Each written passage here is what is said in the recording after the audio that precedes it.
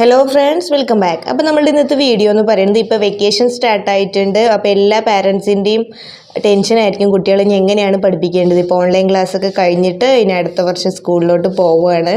അപ്പോൾ കുറേ miss out ആയിട്ടുണ്ടാവും, ക്ലാസ്സസ് കിട്ടിയിട്ടുണ്ടാവില്ല, അങ്ങനെ കുറേ പ്രശ്നങ്ങളായിട്ട് ഇരിക്കുന്നുണ്ടാവും. അപ്പോൾ ഞാനിവിടെ നിങ്ങൾക്ക് ഷെയർ ചെയ്ത് തരുന്നത് ഡെയിലി കുട്ടികൾക്ക് കൊടുക്കാൻ പറ്റിയ ആക്ടിവിറ്റി ഷീറ്റാണ് കേട്ടോ. അപ്പോൾ ഞാൻ ഇന്നത്തെ ആക്ടിവിറ്റി ഷീറ്റാണ് എൻ്റെ മോൾക്ക് വേണ്ടി ഉണ്ടാക്കിയതാണ്. അപ്പോൾ നിങ്ങൾക്ക് കൂടി ഒന്ന് ഷെയർ ചെയ്യാമെന്ന് വിചാരിച്ചു.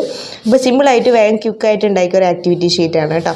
അപ്പോൾ ഇതിൻ്റെ ഗുണം എന്താണെന്ന് വെച്ചാൽ കുട്ടികൾ സിമ്പിളായിട്ട് നമുക്കിത് ചെയ്തു തരും. പിന്നെ കുറേ അവരെ കൊണ്ട് ഇങ്ങനെ എഴുതിക്കുന്നതിന് പകരം ഇതുപോലെ കൊടുത്താൽ അവർക്കത് സിമ്പിളായിരിക്കും, മടി പിടിക്കാണ്ട് ചെയ്തു തരും കേട്ടോ. പിന്നെ നമുക്ക് ഒരുപാട് എഫേർട്ട് അടുത്തിരുത്തി അത് ഇതെഴുത് അങ്ങനെ പറഞ്ഞ് ബുദ്ധിമുട്ടേണ്ട കാര്യമില്ല.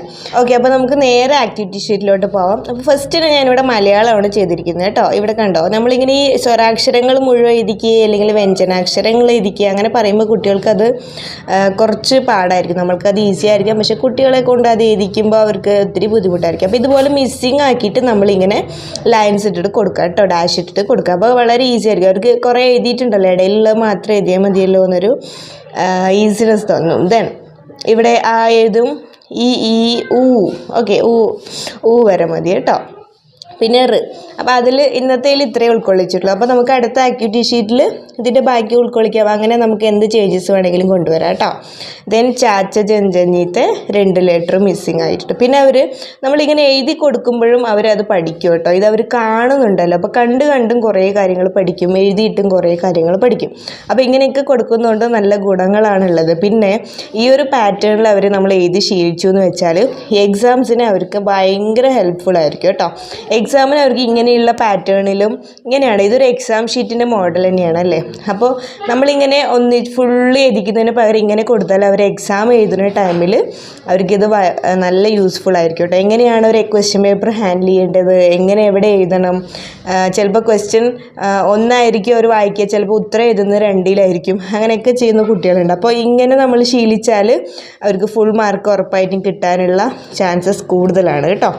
ഓക്കെ, ദെൻ രണ്ടാമത് മാത്സിൻ്റെ ആണ്.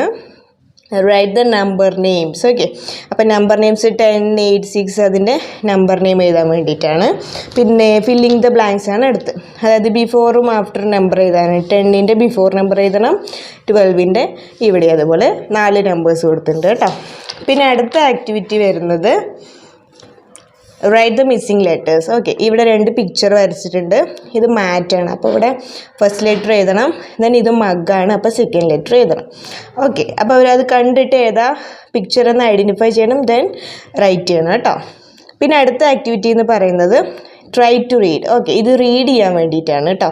അപ്പോൾ റീഡിങ് അവർക്കിപ്പോൾ ഭയങ്കര ഇമ്പോർട്ടൻ്റ് ആണ്. അതുകൊണ്ട് തന്നെ ഞാനിവിടെ ഒരു 5 സെൻറ്റൻസ് എഴുതിയിട്ടുണ്ട് കേട്ടോ. ഇത് എൻ്റെ മോളുടെ ടെക്സ്റ്റ് ബുക്കിലുള്ള സെൻറ്റൻസ് തന്നെയാണ്, അത് ഞാൻ എഴുതിയിട്ടുണ്ട് കേട്ടോ.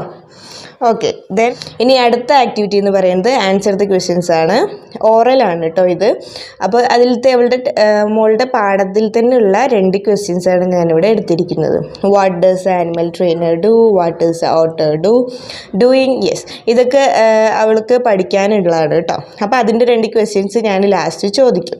ഓക്കെ, അപ്പോൾ ഇതാണ് 6ാമത്തെ ആക്ടിവിറ്റി. പിന്നെ ലാസ്റ്റ് ആക്ടിവിറ്റി ആയിട്ട് നമുക്ക് ഇവിടെ ഒരു പിക്ചർ അവരെ കൊണ്ട് വരപ്പിക്കാം, എന്നിട്ട് അതിൽ കളർ ചെയ്യിപ്പിക്കാം. അപ്പോൾ അത് ഭയങ്കര ഇഷ്ടമുള്ള കുട്ടികളായിരിക്കും കൂടുതലും കുട്ടികൾ, അല്ലെങ്കിൽ അവർക്ക് ഇഷ്ടമുള്ള എന്താണോ കാര്യം അത് നമുക്ക് എൻഡായിട്ട് കൊടുക്കാം കേട്ടോ.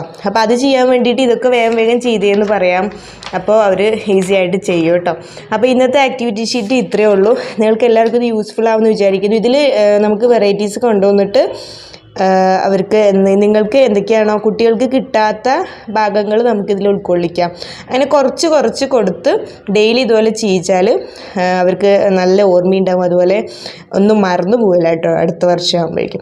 ഓക്കെ, അപ്പോൾ ഞാൻ ഇതുപോലത്തെ ആക്ടിവിറ്റി ഷീറ്റ് ഇനിയും നിങ്ങൾക്ക് വേണ്ടി ഷെയർ ചെയ്യുന്നതാണ്. അപ്പോൾ നിങ്ങൾക്ക് എല്ലാവർക്കും ഇത് ഇഷ്ടമായെന്ന് വിചാരിക്കുന്നു. അപ്പോൾ നമുക്ക് അടുത്ത വീഡിയോയിൽ കാണാം. അതുവരേക്കും ബൈ, താങ്ക് യു.